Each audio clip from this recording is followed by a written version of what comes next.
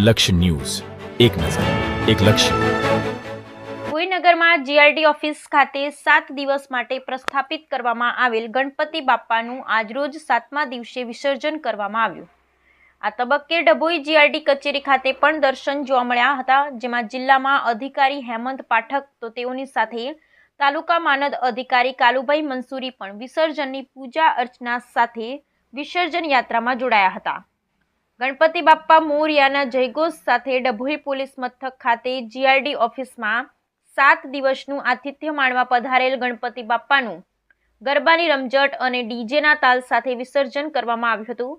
આ વિસર્જન યાત્રા ડભોઈ પોલીસ મથકથી નીકળી વકીલ બંગલા રાણાવાસથી સુધરાઈ મેદાન ખાતે આવેલ કૃત્રિમ તળાવ ખાતે કરવામાં આવ્યું હતું અને આ તબક્કે વિસર્જનની પૂજાનો લાહવો જિલ્લા માનદ અધિકારી હેમંત પાઠક તેમજ તાલુકા માનદ અધિકારી કાલુભાઈ મંસૂરીએ લઈ શ્રીજીને ભાવભીની વિદાય આપી હતી.